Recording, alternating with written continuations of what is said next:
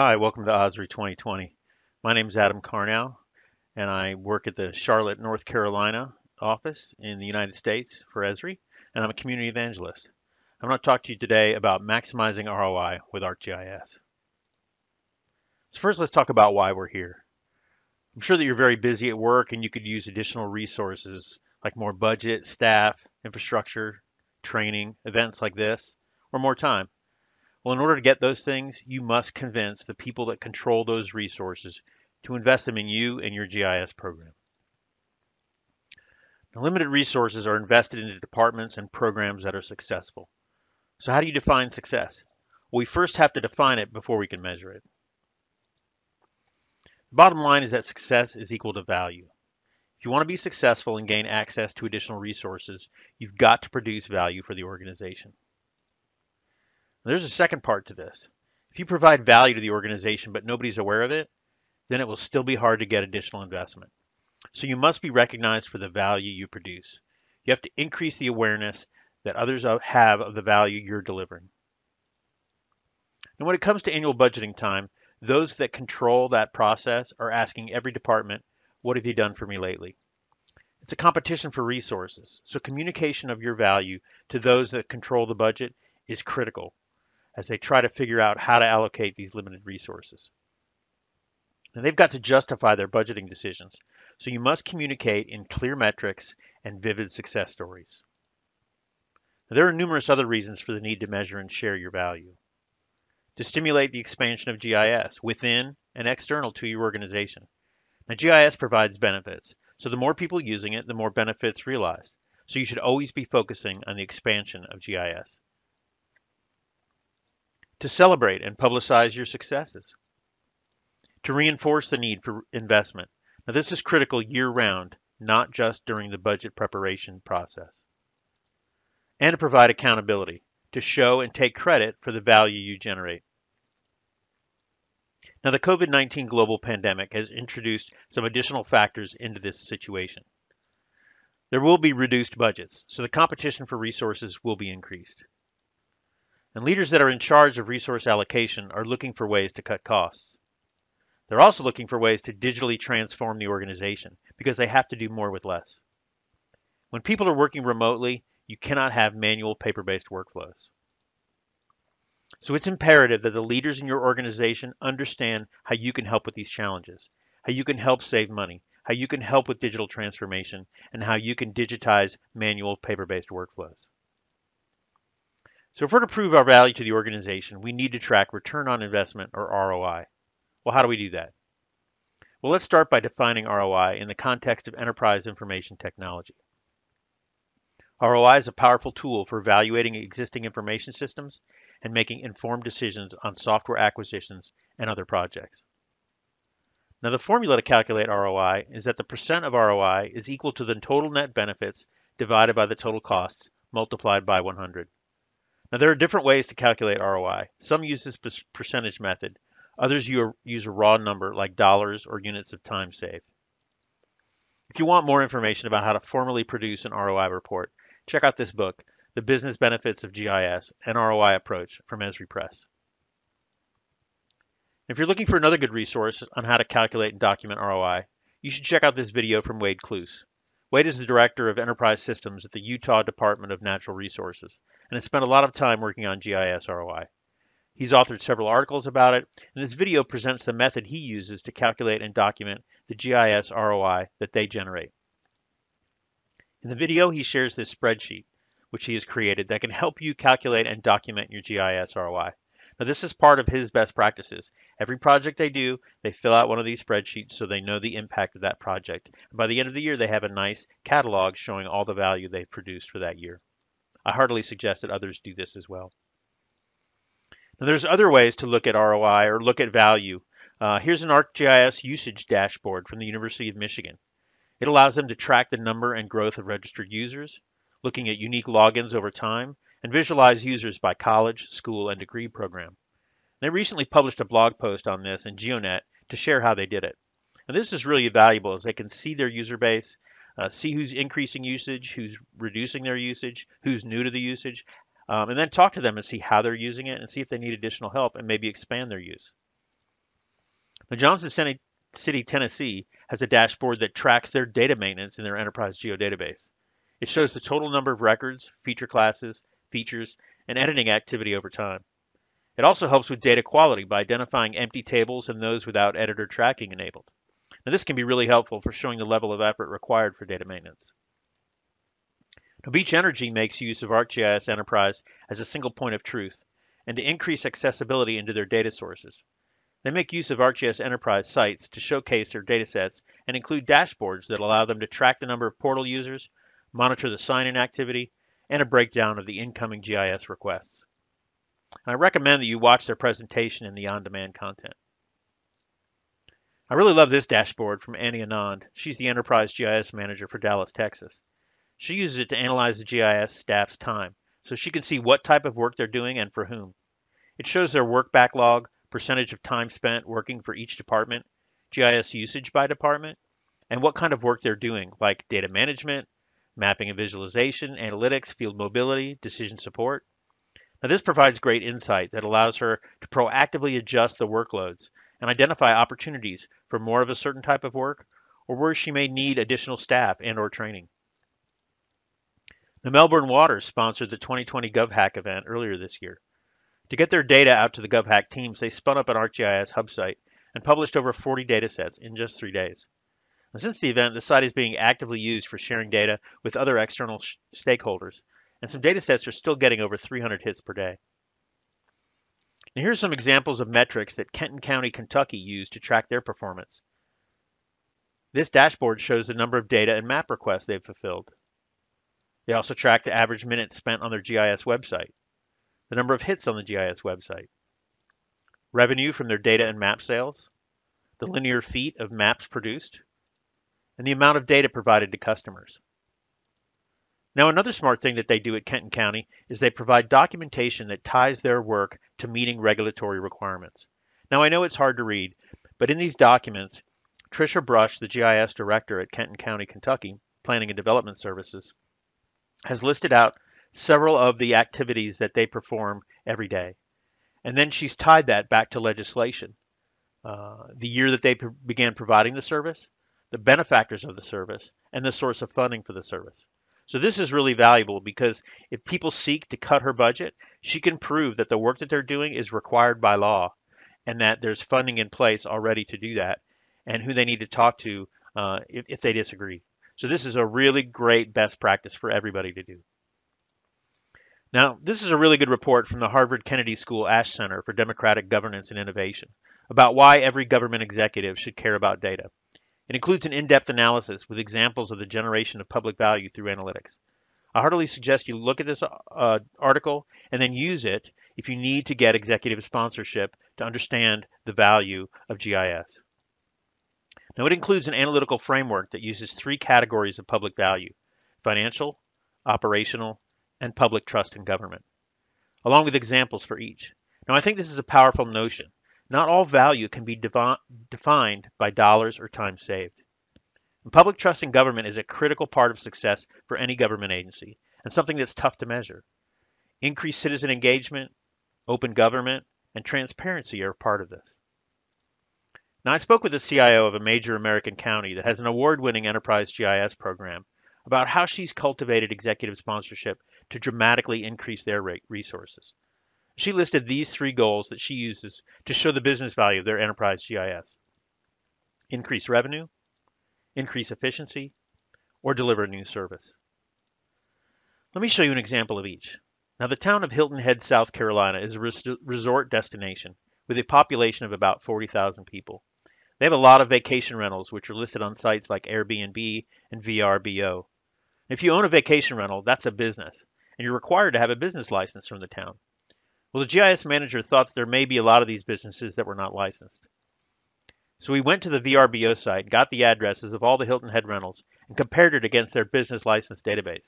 Sure enough, there were many unlicensed businesses, so they notified them. And the result was $264,000 in new revenue in just the first 6 months. A great example of business-focused value in a simple workflow. The next one is increase efficiency. We have multiple examples of supporting the field data collection workflow beyond simply the data collection phase. By enabling dispatchers with most efficient routing capabilities and the ability to use those routes to distribute the work to the field teams in a concise digital manner, you can create significant savings. Here are 3 examples.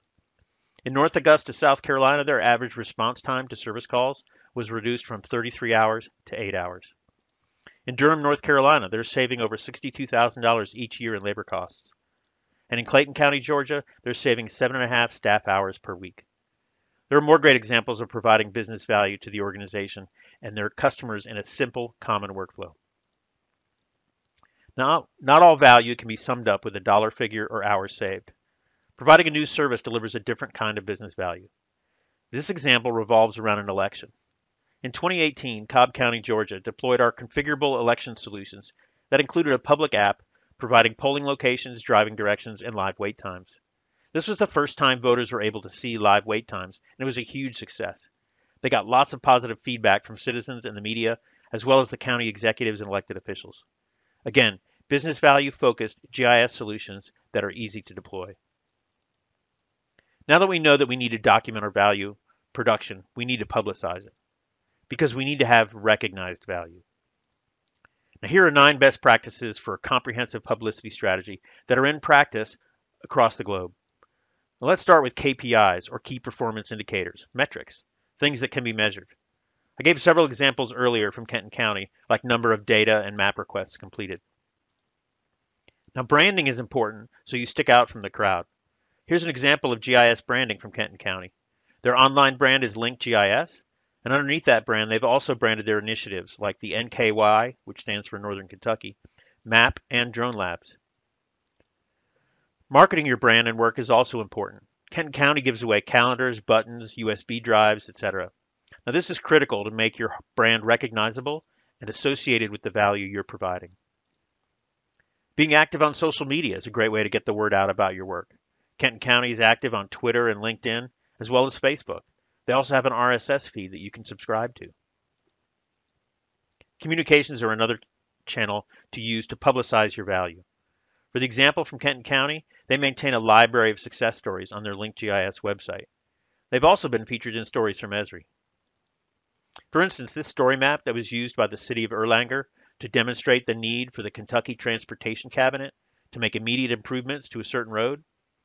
After publication and presentation of the map and story map, within a matter of weeks, they were awarded a total of $1.8 million to fund the project. Check out this quote from the mayor. Now, that's a great example of providing value and gaining executive support. It's also an important lesson that your GIS-based solution you provide doesn't have to be overly sophisticated and complex, involving lots of spatial analysis and custom coding. The power of a well-constructed map and story map that conveys critical information can really be a game changer. Over the last few years, Kenton County's done a really good job at documenting their ROI, such as $250,000 for another road project, over $265,000 through their map and data sales, over $285,000 from data maintenance services, over $272,000 from integration with a road management system, and $54,000 from their drone program. All totaled, they've brought in almost just under $3 million. Unbelievable. Presentations also help spread the word of your success. Here's Gary McGuire, a senior geospatial intelligence officer from South Australia. Here he's presenting at last year's Esri about their marvelous StateStat platform. When you and your staff get certifications, it shows others that you have been validated by a larger professional community on the extent of your knowledge and accomplishments. And awards are another great way to show acknowledgement from the larger professional community. You should seek to win at least one award each year. And here's a SAG award being awarded at last year's International User Conference in San Diego. But Esri Australia also gives out awards, such as the Australian GIS Hall of Fame, GIS Pioneer, and Lifetime Achievement in GIS Awards. And also by volunteering, you're giving back to the professional community and raising your profile and visibility. So these 9 best practices are key if you're going to get the credit you deserve and will help get you access to additional resources so you can increase your contributions. So now let's review some success stories. Power and Water Corporation made use of ArcGIS to improve Darwin's sustainable water future and deliver financial savings for its customers. This reduced water bills by $2 million per year. It automated data integration processes, saving around $200,000 in personnel costs, and repaired nearly 3,000 leaks, saving more than a billion liters of drinking water per year. And here's a great quote from Torrey Hampton.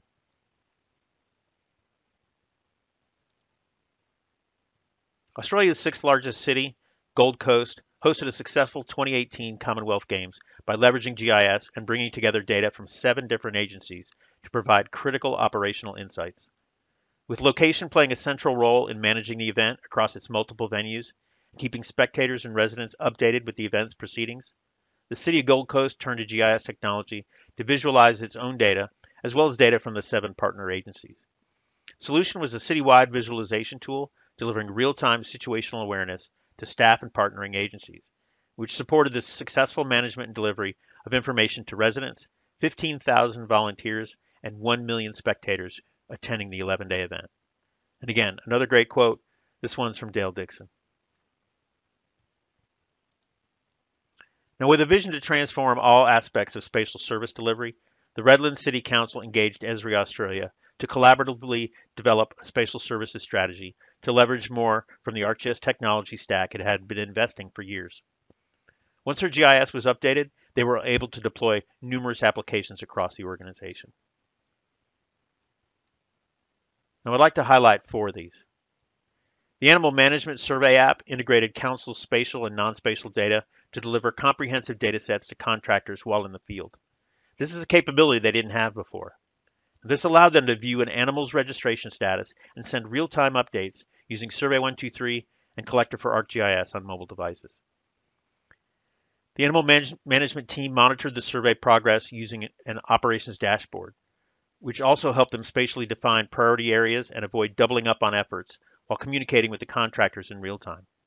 The cumbersome, error-prone, and slow process of surveying animal registration became seamless, and by minimizing the manual processing of survey results, the time it took was reduced by more than half. From a business perspective, the traffic management application demonstrated Redland City Council's ability to present the BI and GIS platform as a unified and seamless source of information for the business. Now, double booking of external mowing contracts across Redland was caused by a lack of visibility across multiple departments and a lack of accuracy in job descriptions and locations. Using ArcGIS Desktop to map the contracts and make them accessible across the organization and on mobile devices to contractors in the field created a common operating picture that saved more than $500,000 in consolidations. Internally, this kept managers up to date on the number of cuts per year needed in each area to avoid double-ups.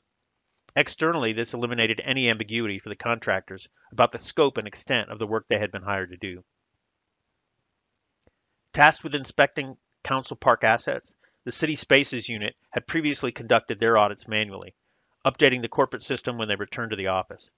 Using Collector for ArcGIS, City Spaces field officers were able to collect the necessary information on park assets. Visual cues in the app determined if an asset had already been inspected to avoid duplicate inspections. The success of this model led to its application for inspection of council's lighting assets. Now, Redland City Council has transformed itself into an agile, citizen-centric council, offering better services to its community while realizing savings for the council. The key outcomes from the platform include a whole-of-government approach to GIS, increased workforce mobility and broad device support, rapid prototyping and iterative deployment of new apps that streamline business processes and improve service delivery, no-code app deployment with flexible and scalable solutions, and improved information sharing with the community. And you can see that by slashing their administrative time in half with the Collector app, they doubled their monthly asset inspections. Great quote from Stephen Elliott. The South 32 is a global mining and metals company with operations in Australia, Southern Africa, and South America, where it mines and produces bauxite, aluminum, energy, and metallurgical coal, manganese, nickel, silver, lead, and zinc. To drive greater operational efficiencies and support safety and sustainability practices, South 32 worked with Esri Australia to roll out an innovative location strategy that enables the value of its geospatial technology to be fully exploited across its Australian operations.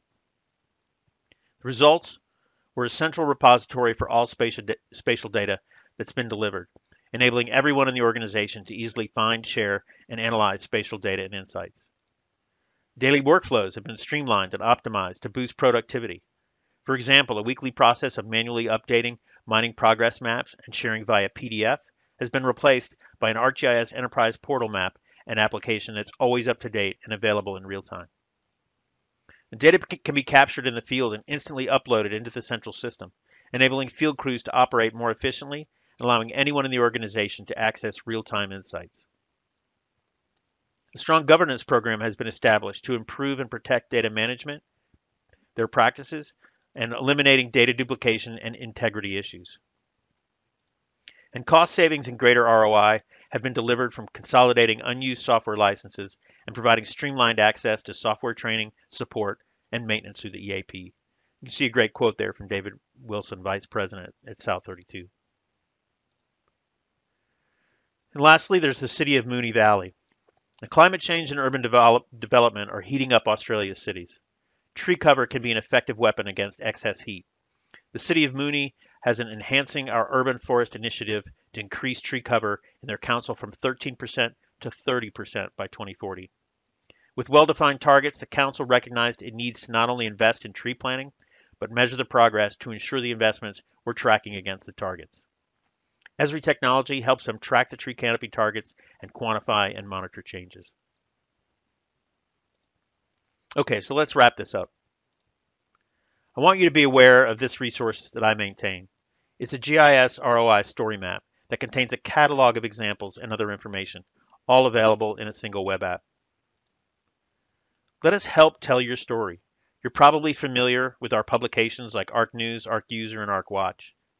We also have numerous newsletters, case studies, podcasts, etc. If you'd like to submit an article, you can do so via this website. We're constantly looking for new stories to tell, and we'd love to tell yours. In addition, Esri Australia has their own series of blog posts, so get in touch with them about them telling your story. They have been broken down into 4 areas of interest: business analytics, data-driven decisions, digital transformation, and disruptive innovation. Before I finish, I'd like to conclude with a call to action and a challenge. Here's your call to action. Here's a great quote from my colleague Bill Meehan that does a great job at inspiring us about the potential and purpose of GIS. Enterprise GIS can transform the business by lowering costs and hassles, greatly improving decision making, and communicating to executives in ways they've never seen before. Print this out, hang it up in your office, seek to accomplish this each day, and together we will make the world a better place. Now it's time for your challenge. Please take the information and strategies I've shown today to measure and communicate your value to the organization and community. Now, which of these strategies are you going to start doing today? There's no need to wait. Each day is one day closer to budget time. I want you to measure your success and tell your stories, again, with real metrics and with vivid storytelling. Thank you very much. It's a pleasure. So happy to be a part of Esri and support this event and community. I'd love to connect with you, so please contact me, reach out. Here's my email address. I'm very active on GeoNet, Twitter, and LinkedIn. And I'd love to connect with users, hear your stories, help tell those stories, and help you out in any way I can in being successful. Thanks very much and enjoy the rest of the conference.